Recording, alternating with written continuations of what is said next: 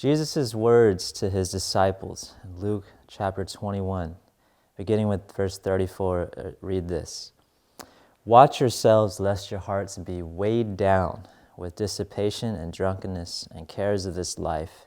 In that day, talking about Jesus' return, come upon you suddenly like a trap. For it will come upon all who dwell on the face of the whole earth. And this is kind of hours right before the scenes really start to pick up and Jesus heads to the cross. And Jesus wants to give a very direct, I would say almost warning for his disciples and those who are hearing his words. And the very simple warning is watch yourself. We've heard this phrase, check yourself before you wreck yourself. It's kind of the same idea. That before we judge and look at everyone else and the things that they're falling short on, Jesus tells us to take a look in the mirror, to do some self-examination.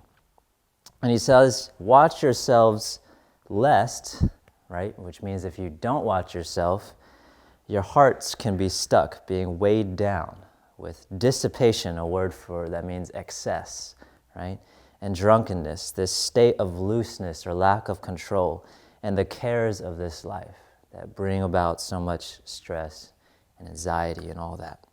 He says, we have to watch ourselves lest our hearts be weighed down with all these things, and the day come upon us like a trap.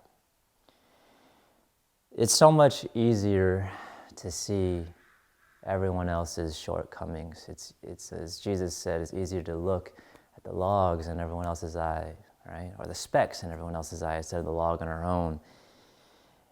But he tells us, and I think it's intentional on his part, he tells us right before the cross to watch ourselves, to take personal, set-apart time to really look and see if there's anything, any areas of our lives that are out of step with his teaching, with who we are in him, in light of what he's done, and as he's been teaching the disciples in light of when he's going to come back. Jesus has this word for us. Watch ourselves. This Passion Week, it's really an invitation for you and I to take that very specific time, whether it's instead of scrolling right before you go to sleep, checking that story during lunch, it's really inviting and asking God, is there anything in my life? Is there any idol or thing I don't want you to touch? Is there anything that's becoming too big or too excessive that I need to give to you and turn away from to experience fullness, to experience the message of the cross, to experience the fullness of being able to worship you freely in that way? And he ends it by telling his disciples, right, watch yourselves lest these things happen, but also stay awake. Don't become spiritually asleep. Praying that you may have strength to escape all these things that are going to take place and to stand before the Son of Man. Jesus warns his disciples to take that good, hard look at themselves, to look in the mirror to see if there's anything that needs to be turned away from, but he also tells us to stay awake, right? This is different than him telling us physically stay awake at all times, but it's like a spiritual state. Don't get so used to that type of life that your spiritual senses are numbed.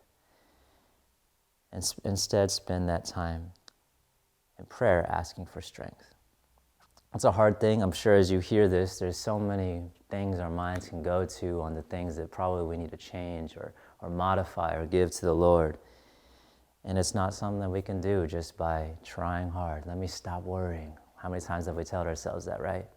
But it's something that God gives us this gift of prayer to do, and he gives us a new perspective on how to approach it. And so as you're walking with us through Passion Week, maybe I can close our time just by praying this prayer over you. It's in Psalm 19, verse 12. The psalmist asks, "Who can discern man's errors? Declare me innocent from hidden faults. Keep back your servant also from presumptuous sins. Let them not have dominion over me. Then I shall be blameless and innocent of great transgression. Let the words of my mouth and the meditation of my heart be acceptable in your sight, O Lord, my rock and my Redeemer.